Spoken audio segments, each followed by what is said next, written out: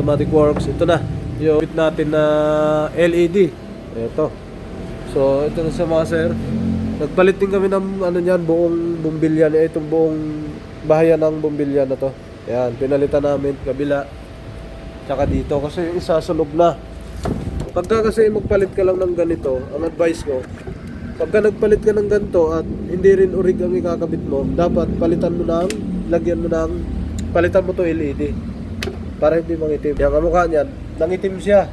Ayan. Tapos malamlam na yan pagka pinailaw mo sa gabi. Lalo ganito, ayan oh, sunog na sunog oh. Ayan. Yan ang problema sa stock. Ayan, nagkakaganyan, susunog. Kasi ito sobrang init nito pagka ito ang nakakabit. Ang wattage lang naman niya 55 watts, 12 volts. Yan lang, H4. Sobrang init kasi nito pag tumagal. Yun, kaya advice ko, pag nagpalit ng ganito, magpalit na ng LED para malamig. So ito, naikabit na natin. Ito lang ano niya, maganda ang kahan yan, yung lagayan. Kinabit natin sa loob, may pan yan, yung umiikot. Tingnan natin yung liwanag niya. Ito ay nakakabit sa Nissan Patrol. Ayan, on natin susi.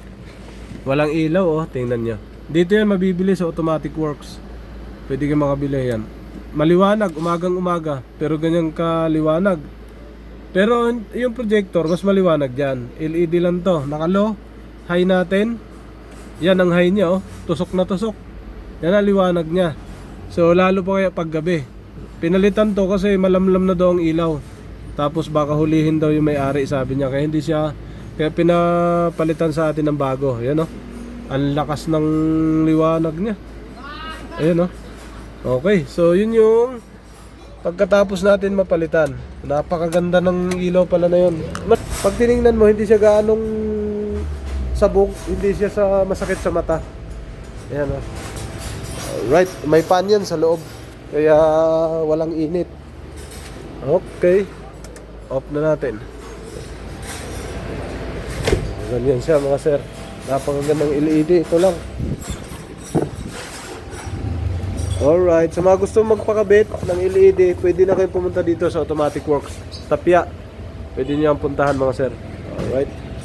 Yo, what's up? Welcome back to my channel, Automatic Works.